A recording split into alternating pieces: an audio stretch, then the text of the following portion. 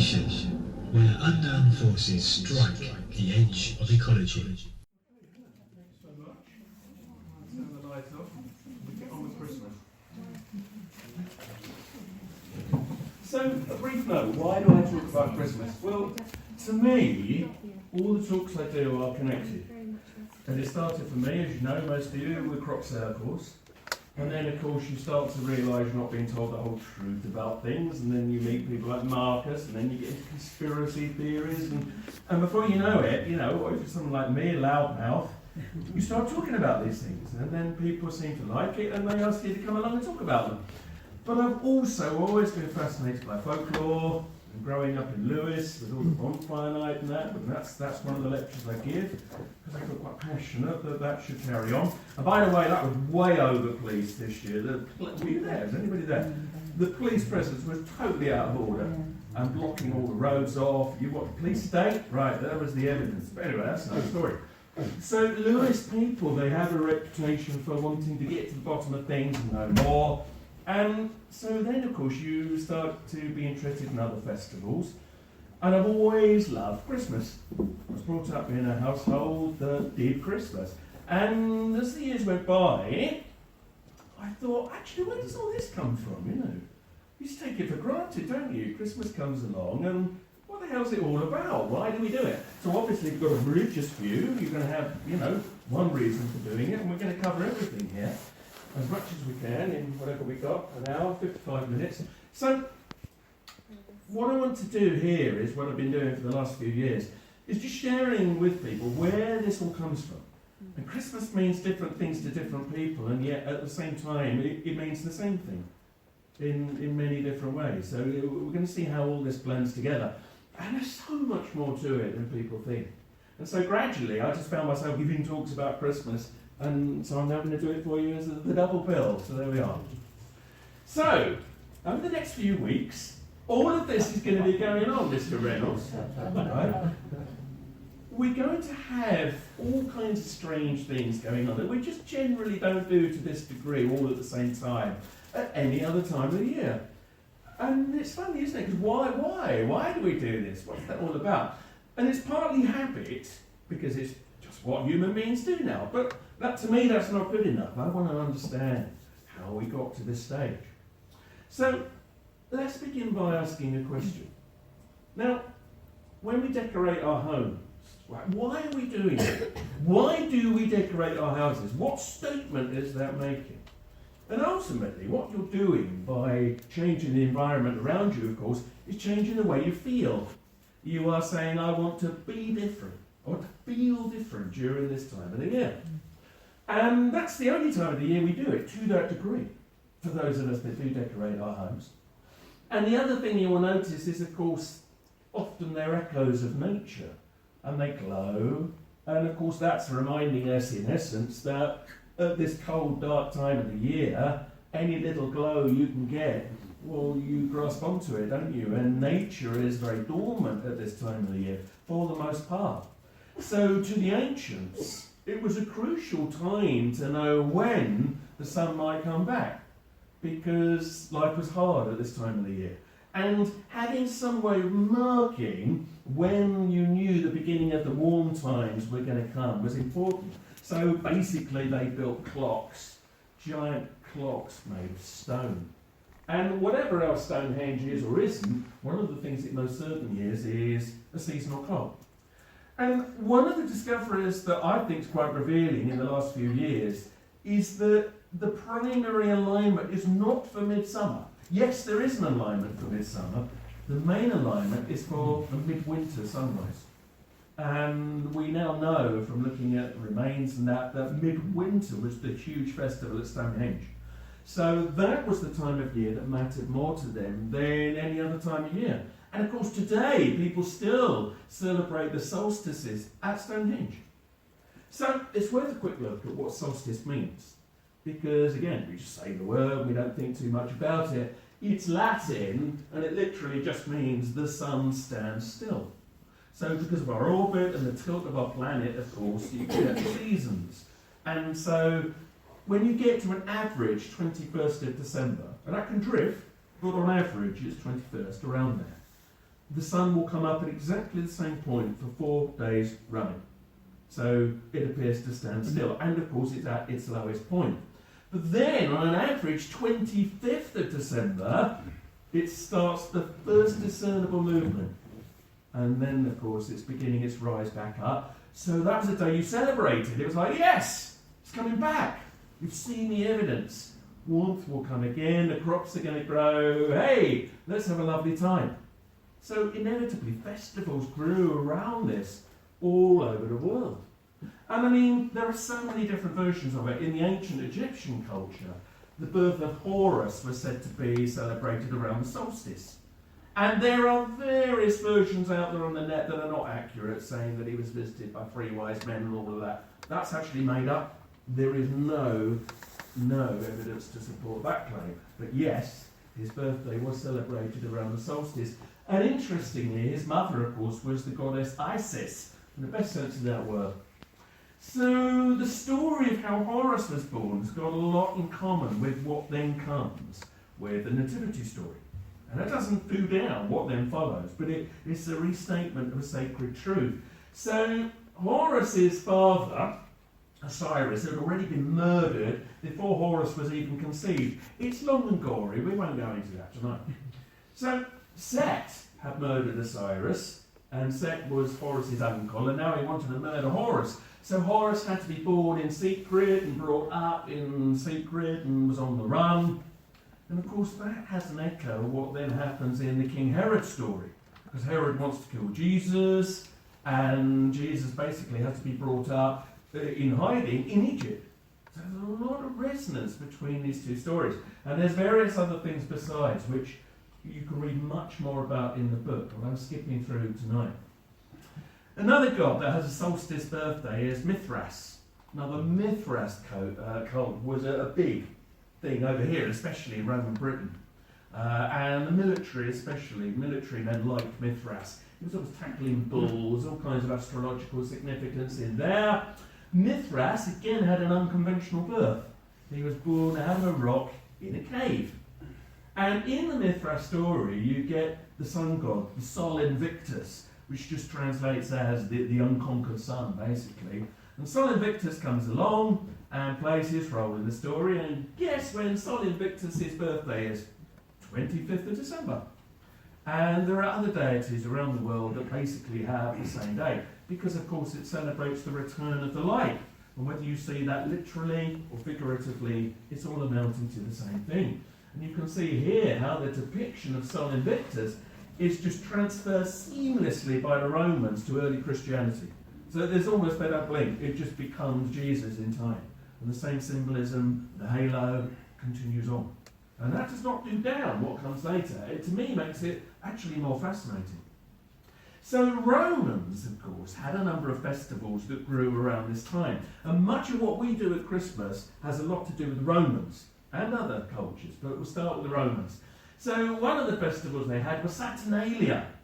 So that was generally rather out there, lots of drinking, a bit debauched very often, and it was celebrating the old days of Saturn, the god Saturn or Kronos, when everybody was free and easy, and they went back to being free and easy and happy and being very silly.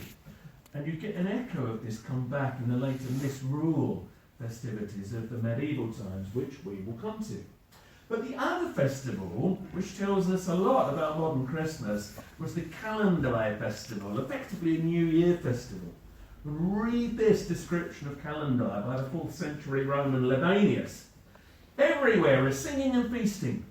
The rich enjoy luxury, but the poor also set better food than usual upon their tables. The desire to spend money grips everybody. Is this sounding familiar? People are not merely bountiful to themselves, but to their fellow humans. The stream of presents pours itself out on all sides. So there you go. So that could describe, couldn't it, modern Christmas?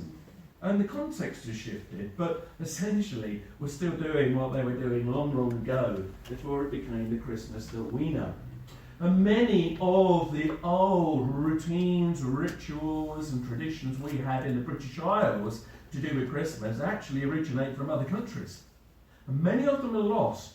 And aside from that, but if you want to read a really good book about the old Christmas traditions, Read Ronald Hutton's book, The Stations of the Sun. Absolutely crucial reading. If you want to know about all the lost and indeed existing ones, and the origins of them, all the things we used to do, not just at Christmas, but all around the year, right, really do read Ronald Hutton's book. But of course, what we in the British Isles now associate Christmas with is the Nativity, and of course many other countries as well.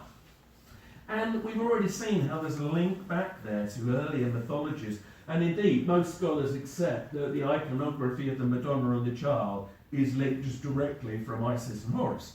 So there is a sacred truth here that just evolves and changes, but it's essentially the same thing. And whatever your religious belief or no religious belief, there is something quite nice about this story. What I really like about this is that the first thing that happens when Jesus is born is that the angels go and tell a bunch of shepherds. Right? They don't go to the rich, they don't go to the nobles, they go straight to the everyday common folk, you know. So this is saying this is going to be a divine wisdom available to everybody, not just the lofty.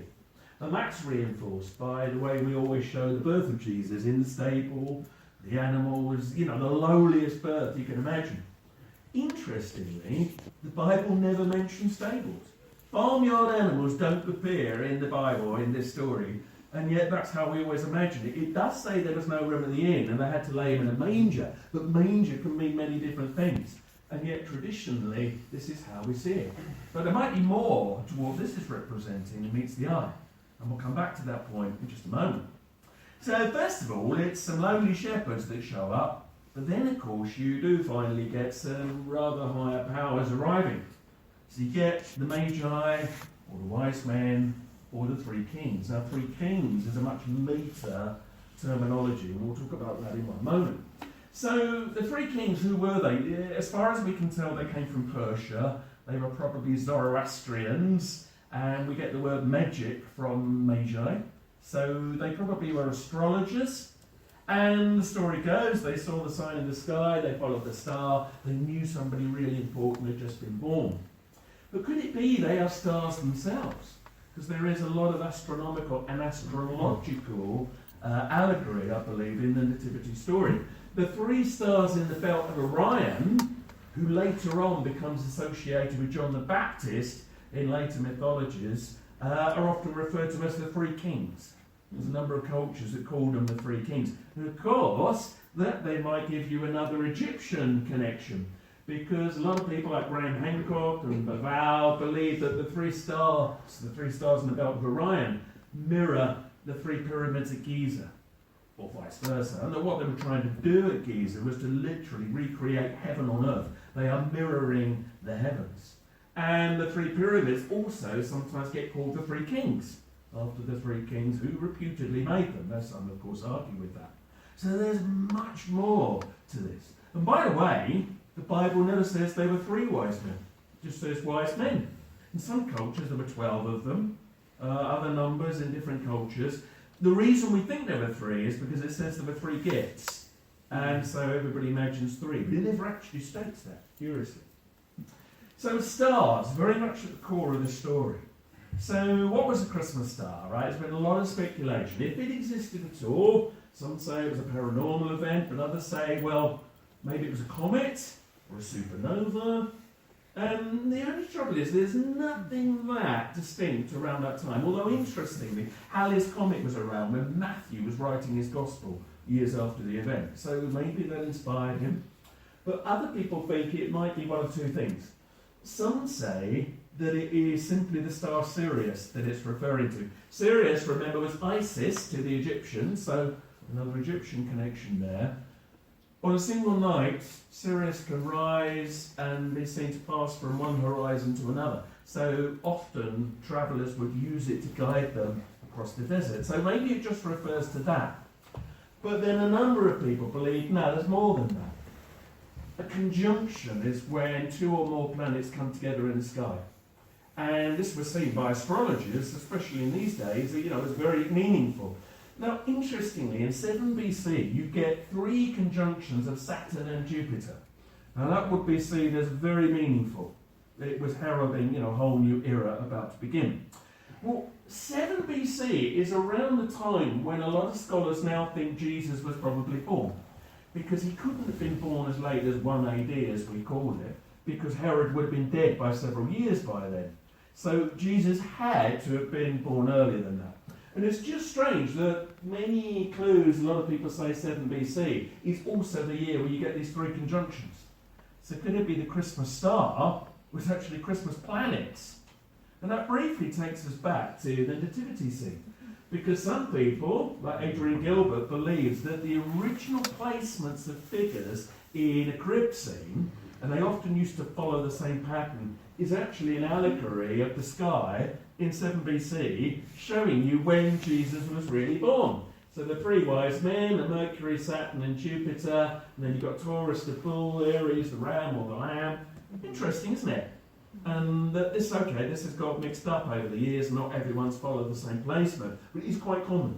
So could it be it's actually secretly encoding when the birth really was? Some believe so. Now, the first time that you see 25th of December having been taken away from Sol Invictus and now given to Jesus is this Roman calendar, the calendar of Philocalus, 354 AD.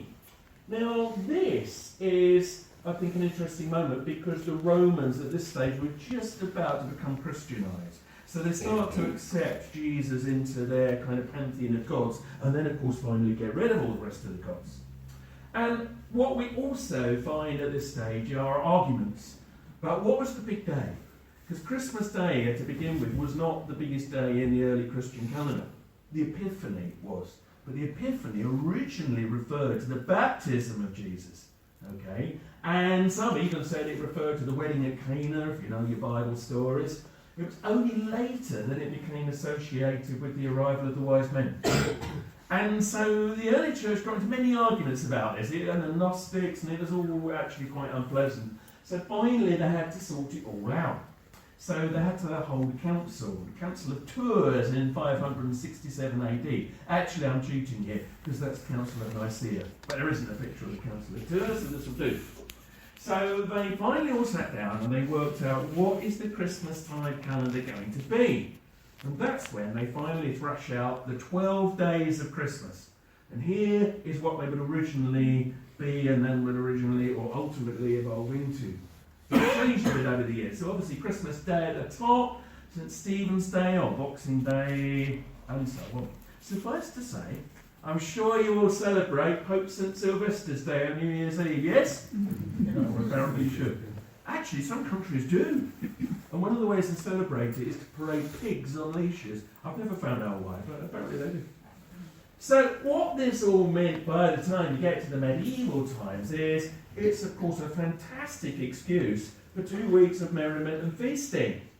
And you get the early beginnings of what will become misrule. We'll come to that in a minute. Now, another festival got drawn in by this point. Because now we had a lot of exposure to the Germanic peoples and the Scandinavians and the Norse mythology. So Yule or Yule starts to get pulled in. And Yule basically commemorates the wild hunt, where the great god Odin was said to be flying around the sky with this kind of rather mad hunt. Probably a bit cold though. So that's why if you go to Scandinavia, you'll often get a Yule goat hanging on the tree, because that represents the chariot puller of Thor. There's a chariot pulled by goats, who probably didn't go very fast. So, you know, there's a lot of stuff around Scandinavia that's not so strong here. And of course, there are many different ways of doing Christmas. Some, as many of you here will know, do the big day on Christmas Eve. Here in Britain, we do it Christmas Day, but there are many variations. But we also picked up from Yule that kind of the veneration of holly and ivy as these sacred plants.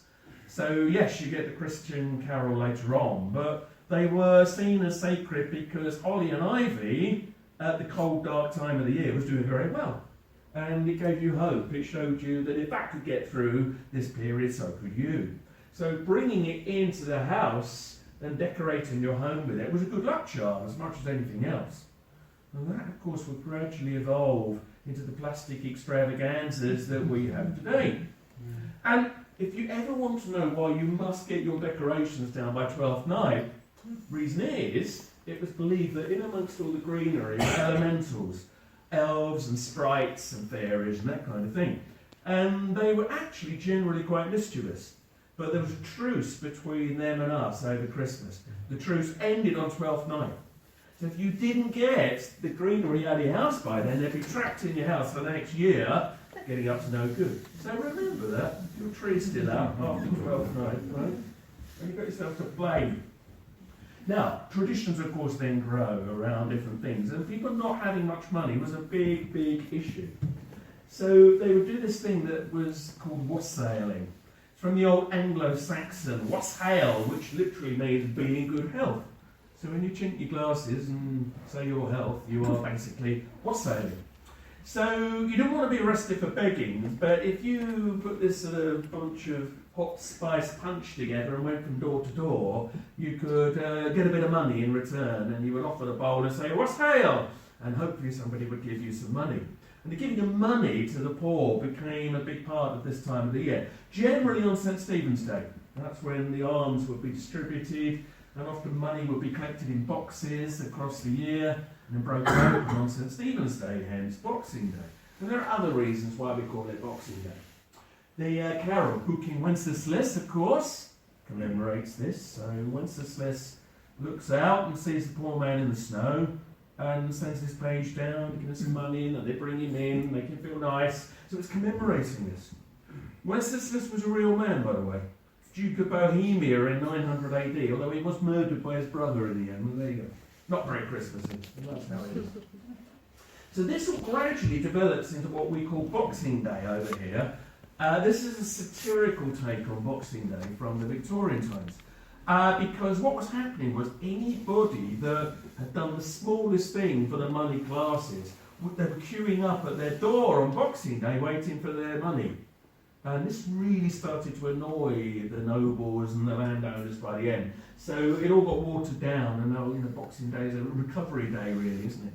Or you go and see a different set of relics. But once upon a time, it went rather more. They don't really do Boxing Day in America, by the way. A lot of people go back to work on Boxing Day over there. So the giving of gifts, well, you saw in that Roman quote, there was a lot of that kind of stuff going on for a long time. In the medieval times, if you had a lot of money, you'd give a fine gift. If you had not much, you might give a token. That wasn't really what they were most interested in. No, what they were really interested in was misrule. So a kind of a remnant of the Saturnalia of the Romans, but also an element of the Norse wild hunt, this kind of wild celebration. So when people drink too much today and people get very annoyed, we say that's not in the spirit of things. Well, these people thought it was. They thought if you weren't getting drunk and stupid, you were doing it wrong. So there was a real letting go, and people would, throw off the cares that they normally had, weighed on their shoulders all year round, and just get ever so silly and drunk and try and recover throughout January, I suppose. And this would often be led by people like the mummers or the geysers. And they were actually a little bit subversive, because mummers and geysers were the kinds of people, they would burst into your home unannounced often, and basically entertain you against your will. You paid them to go away. And yet it was part of the misrule festivities. And one of the things the mummers used to do especially, which was quite shocking for its time, was cross-dressing. Well, what does that remind you of? That we still do at this time of the year? Oh, yes, it is. Oh, yes, it is. So, pantomime. In a way, pantomime is one of the last vestiges of organised misrule. So we're still doing it. And of course, it's very satirical, and we have a dig at people. So it's a remnant of that. However, when we had the rise of the Puritans, now this suddenly was all, of course, seen as very immoral. And when people like Oliver Cromwell came to power, this did not go very well. So the Puritans were, of course, very, as you would imagine, purist Protestants. They believed you only followed that which was in Scripture. If it wasn't in the Bible, you didn't follow it. And annoyingly, the Bible didn't give a date for Christmas. So they said doing Christmas, 25th of December, is a heresy. Right, that's clearly an old pagan date, wicked, evil old gods. We're not doing it anymore. So they campaigned to stop Christmas. And it didn't matter for a while, because they were kind of just a bit of a side issue. But then we got into the English Civil Wars in the 1640s, and that's a long and bloody part of our history that we haven't got the time to go into today. Cutting a very long story short, King Charles I gets into a squabble with Parliament. It falls to a really divisive war. Many people died. And then Oliver Cromwell, this general, gradually comes to lead Parliament. And the king's defeated and ultimately gets his head cut off. But of course it leaves us under the control of the Puritans. So they could now do anything they wanted. And you know what? They did. So one of the first things they did was ban Christmas. So in 1647, out goes Christmas. Actually, this is an American notice. But it says, much what our notice is, what it said. The observation of Christmas, having been deemed a sacrilege, the exchanging of gifts and greetings, dressing in fine clothing, feasting and similar satanical practices are hereby forbidden. And you could be arrested or fined for doing Christmas. Mad stuff. There were protests. I mean, here's a protest leaflet, the vindication of Christmas. There were massive riots in Canterbury on Christmas Day, the first year of the ban. Various altercations happened up and down the country, but ultimately it was no good. The Puritans weren't giving in. From this time, we did get some interesting things though. I mean, the 12 Days of Christmas, the song, with all its weird Lords Leaping or whatever, might mean more than meets the eye. Some scholars say it might be a remnant of singing your Christian faith at Christmas without getting arrested. Because carols were absolutely banned during this period, you couldn't even do that. And some say maybe this was a way, especially for the Catholics who were being oppressed anyway, of having your faith in song. Because some say this is what it all means. So the partridge in the pear tree is Jesus, the turtle doves, the Old and New Testaments, the three French hens, faith, hope and charity and so on. So maybe the whole thing is an allegory. Some say. The carols would come back, of course, and for a while though, even when they did come back, only certain words were allowed. That's why there's so many different versions of While Shepherds Watch Their Flocks by Night, because you could sing that because the words were from the Bible, from the Gospel of Luke, but anything else was still seen as very much a no-no. And so people kept reinventing different tunes for the same set of words, otherwise you get bored singing the same song. Carols would finally find their heyday, of course, in Victorian times. So Christmas came back because Oliver Cromwell died in 1649, and then nobody knew what the hell to do. 59, sorry. So we invited the monarchy back, and we then got Charles II. So they killed his dad, but now he was king, and everything apparently was going to be all right. Well, Charles liked merriment, he liked feasting, he liked Christmas, and now Christmas was back on the menu. But it had been damaged, and it would take a while for Christmas to come back properly. I mean, not least because up over the border in Scotland, Christmas had been banned as early as 1580. So the Calvinistic preacher John Knox had already scrapped it. And it might surprise you to learn they didn't get around to changing the law in Scotland on that till 1958. That didn't mean they weren't doing Christmas by then, but it does explain why Christmas is not such a big deal in Scotland as it is down here. But of course all they did was reinvent it in new guises. So Hogmanay, Burns Night, basically they said, all right, well we'll just do our feasting and jollies another time. Which only goes to show when you take something away that people actually want, you only reinvent it anyway. And that's one of the ironies. Every year you see these leaflets around complaining about the secularisation of Christmas. The irony is, Protestant Christianity anyway did it to itself. They separated the celebrations from religion, and they never really came back together, not fully. So there we go, one of the great ironies of history. Something else, though, that really held back Christmas from coming back to full strength was the Industrial Revolution. So that took many people out of the countryside, where so many of the old traditions existed, and into these really rather horrible factories that you had to maintain every day. You couldn't stop for Christmas, you've got to keep the furnaces going, you've got to keep the money rolling in. And families were broken up, and all the things that held Christmas together suddenly were just falling apart.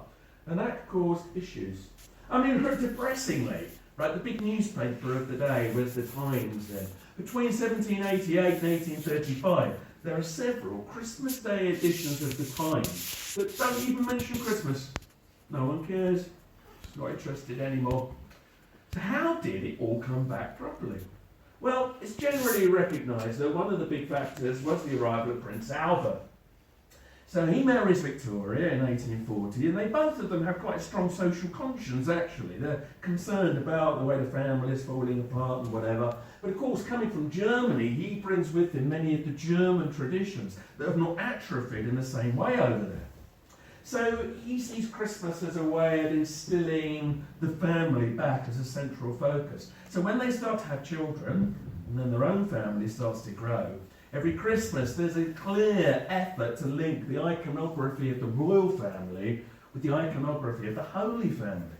And it's around this time that people start building cribs. Now there's earlier years where people were doing it, but this is when it gets really popular, because it's used to focus people back onto the idea of the family. Of course, the other thing Prince Albert helped to do was popularise the Christmas tree. He did not invent it. I hear that said so often. No, he didn't.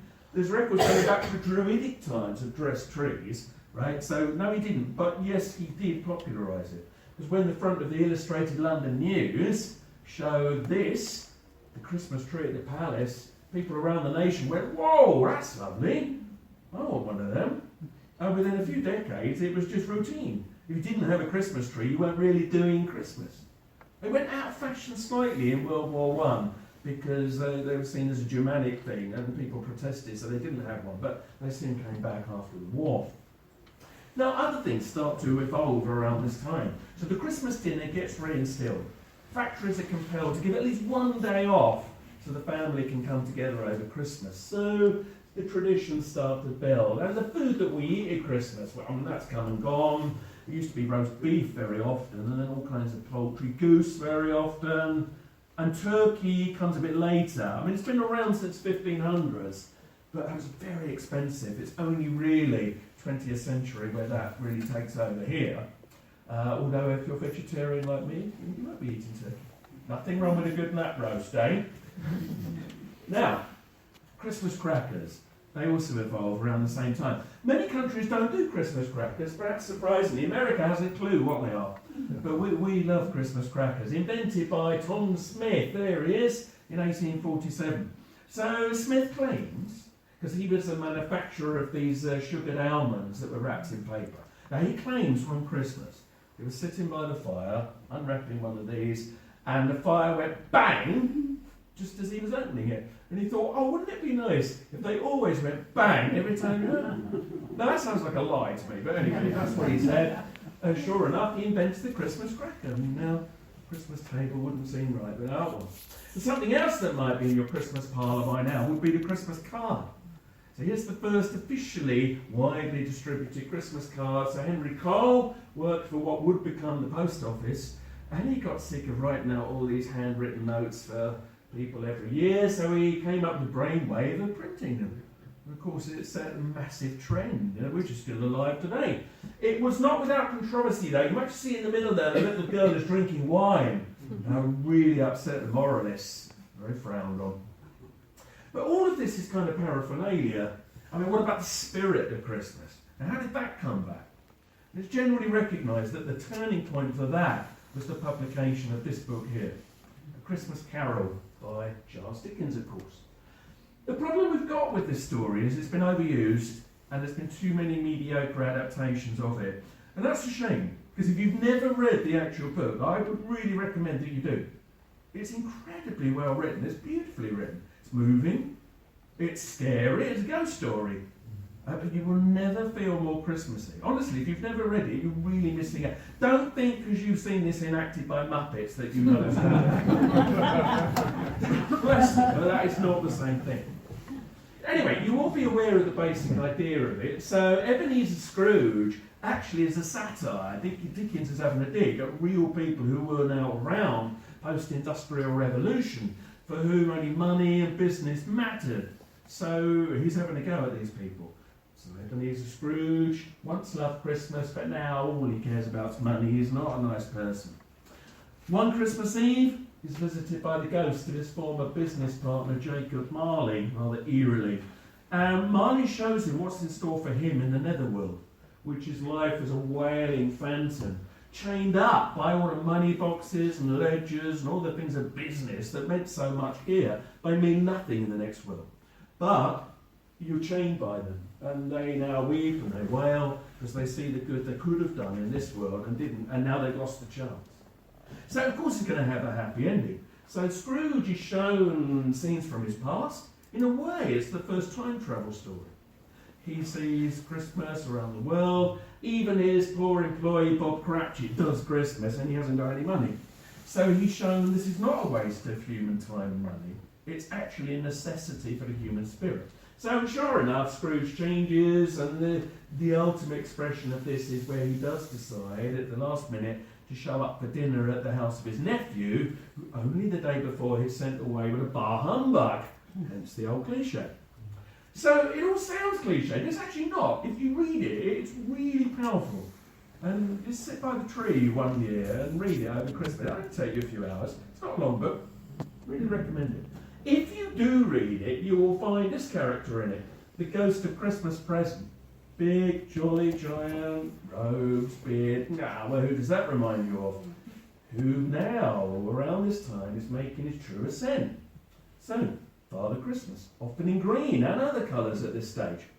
So, Father Christmas is really a very complex character made up from all kinds of origins. The earliest one seems to be Odin.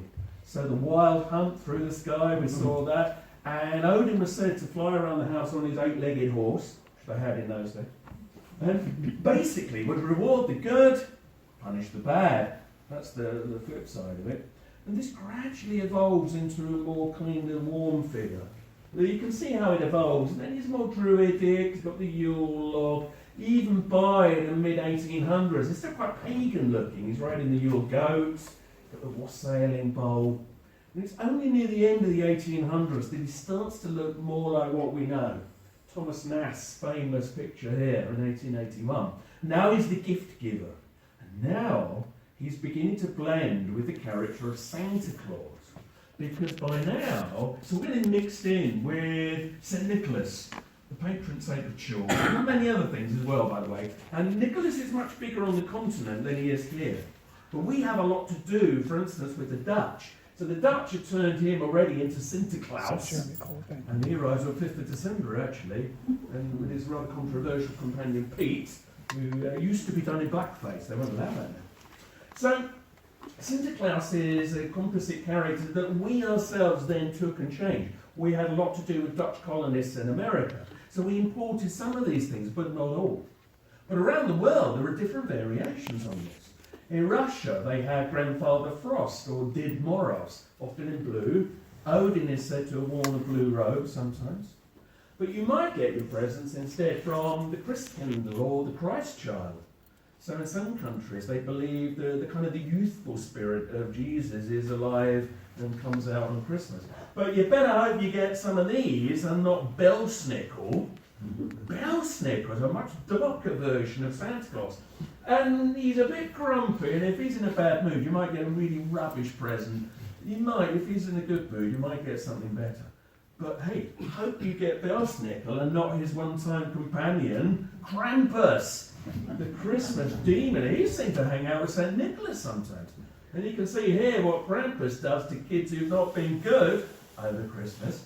So it's all quite dark, actually. But what we did here is think, well, let's leave all that behind. Let's have the nice Father Christmas. So we turned him into a much jollier, sort of happy chappy, flying around the sky with the reindeer. One myth that I hear over and over, and it is a myth, provable myth, is that Coca-Cola invented the red and white rose. No, they didn't. Yes, they did popularise it, that's true. Because it just happened to coincide with their company colours. But there's many earlier red and white Santas. And that in itself makes some people wonder where that comes from. Because up in the Siberian wastelands, you get tribes like the Sami. Now they celebrate the fly agaric mushroom. So the fly agaric, if you imbibe it, is said to give you these incredible shamanic experiences, you see. So the only issue we've got here is you can't just pick a fly agaric and eat it, because you're probably going to be pretty ill. what you have to do is let the reindeer eat it first and drink the reindeer wee-wee. And this is what they do. And they claim then you get these incredible spiritual experiences.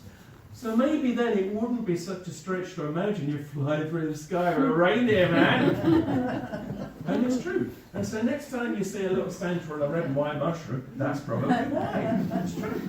So there's so many different origins to all of this. All rather fascinating.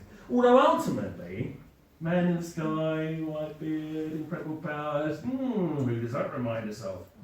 Because basically, Father Christmas is kind of a seasonal version of the classic God, to be frank.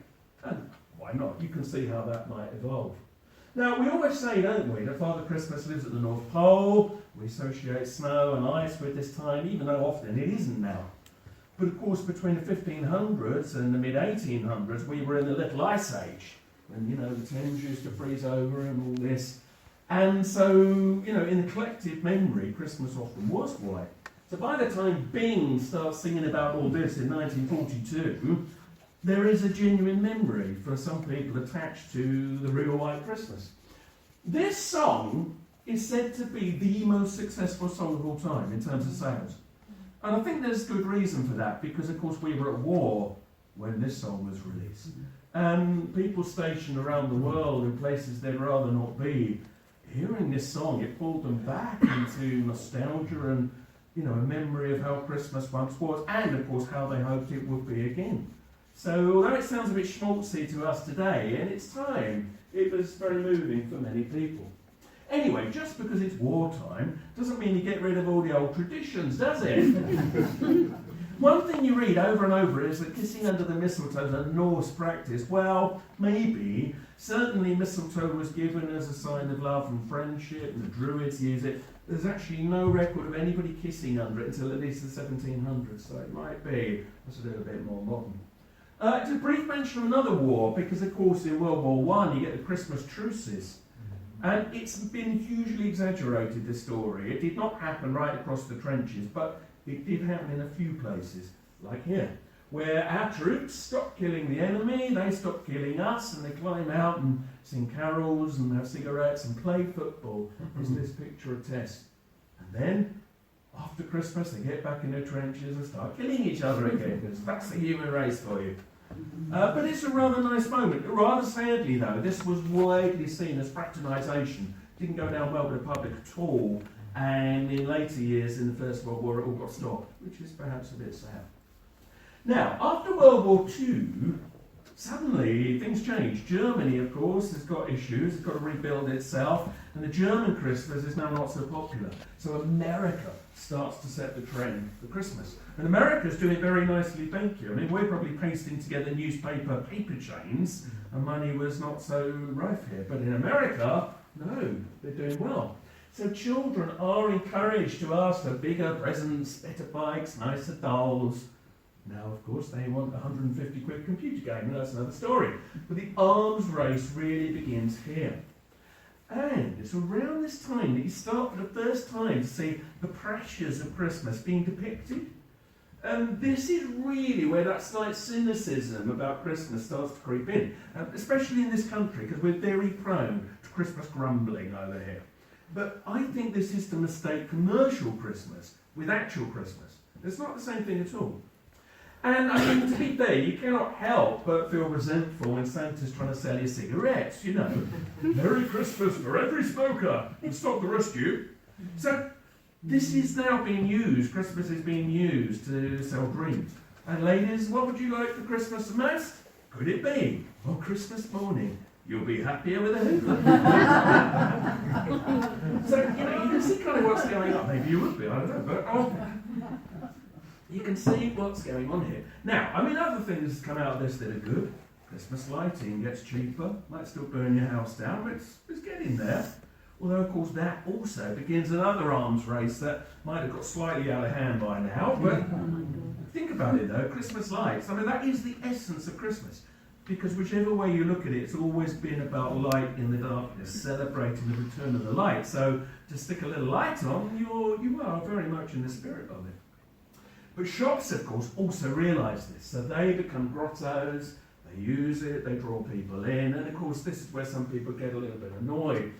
Christmas shopping, I mean, no matter how much you do online now, you'll still probably wind up on the streets doing it somewhere. I personally don't mind it. If you get into the spirit of it, you just say, hey, I'm going to sing along with the rubbish songs and enjoy it. It's rather nice.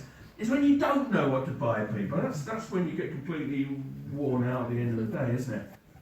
But I do think buying presents for people is a good thing to do at Christmas. Because again, it is in the spirit of it. It's long been a time where you have a lovely time, but you also think of others. And when you're having to buy a gift for others, and we tend to do this more at Christmas than any other time, you're having to think outside of your own selfish needs. And you're thinking, what would make this other person happy?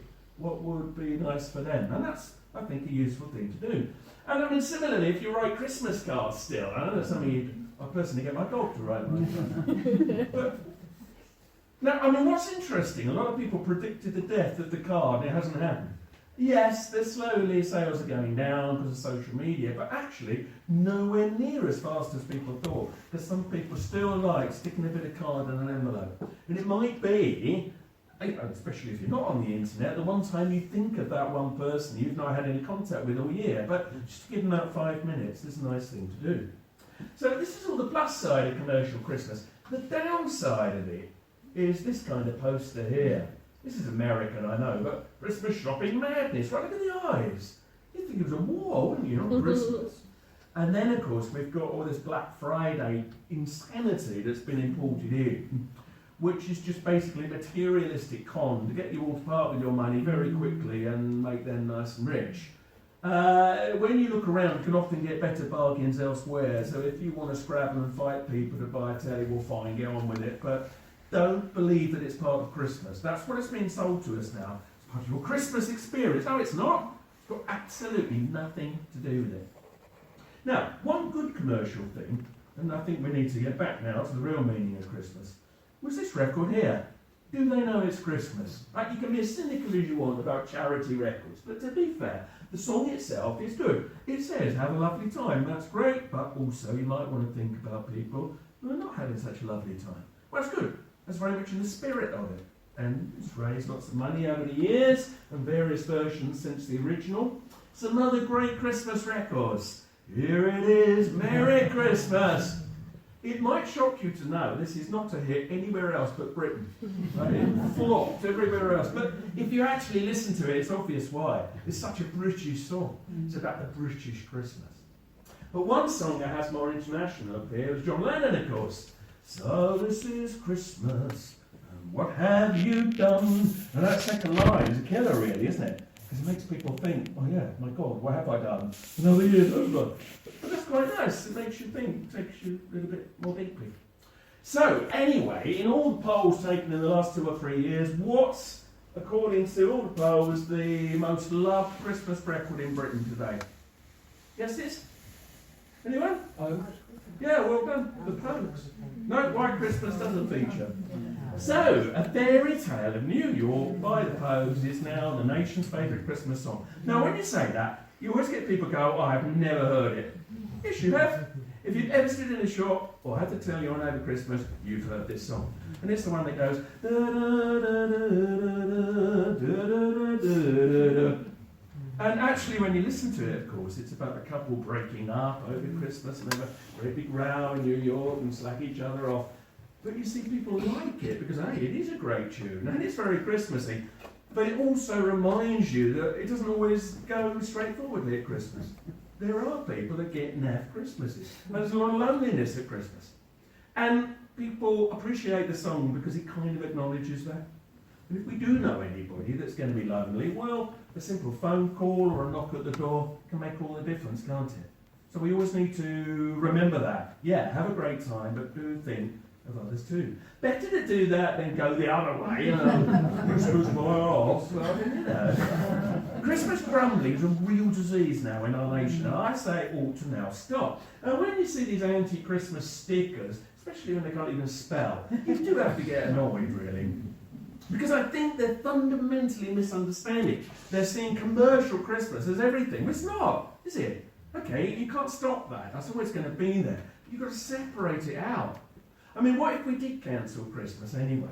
Well, that worked well last time, didn't it? When the Puritans did it, people rioted to get Christmas back. And if you think about it, I mean, if you didn't have Christmas, how long and dismal would the winter seem? Oh God, it would go on forever, wouldn't it? And look, even the ancients knew you needed that festival of light in the middle of the dark time to get you over the bump. They recognised that, and if you took it away, we'd only reinvent it again, just like the Scots did.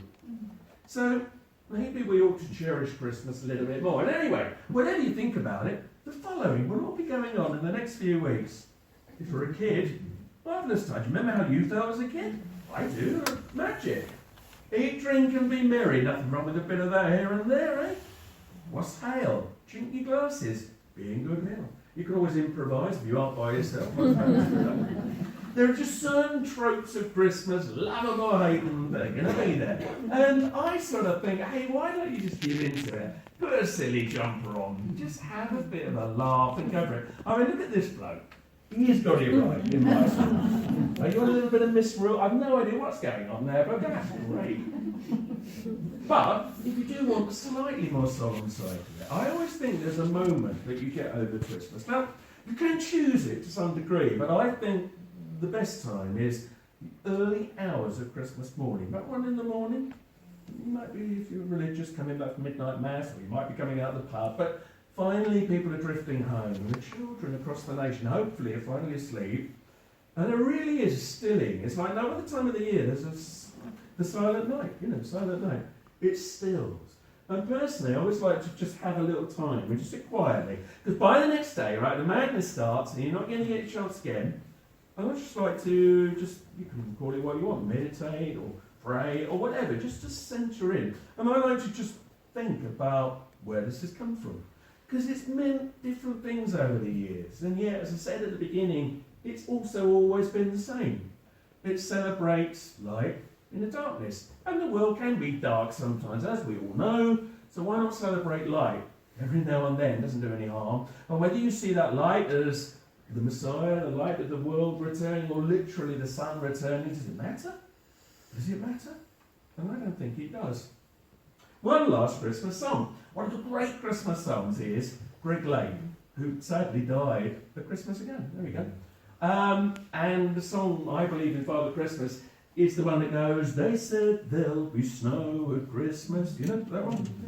Have you ever heard the words?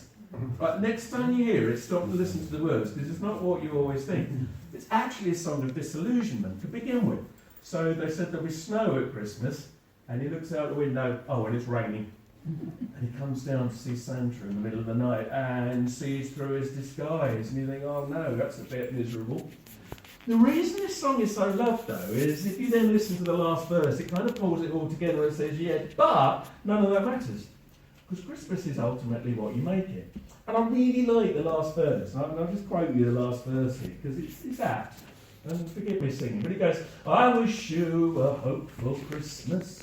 I wish you a brave new year. All anguish, pain and sadness, leave your heart and let your road be clear. They said there'll be snow at Christmas. They said there'll be peace on earth. That'd be nice, wouldn't it? Hallelujah. Noel, be it heaven or hell, Christmas you get, you deserve. Oh, that's a bit harsh, isn't it? There's kind of a truth to it. Now, look, I recognise, in quoting that you don't always get to be where you want to be at Christmas. Sometimes you're with people you don't necessarily want to be, or you're with people you look after. It can be difficult, but you can get the Christmas you want in here. Because ultimately, this is where it resides. It's what you choose it to be. I mean, all this is lovely. I mean, I love Christmas lights and all that. It's marvellous. It's not Christmas. It's only what we attach to it. Christmas is in here. And therefore, you can have whatever kind of Christmas you want, or if you prefer, don't have it at all. So, I hope I've drawn a few threads together for you here. If after all of this, you're still bar humbug, right, there's nothing more I can do for you. For everyone else, well, have a happy Christmas. Thanks very much.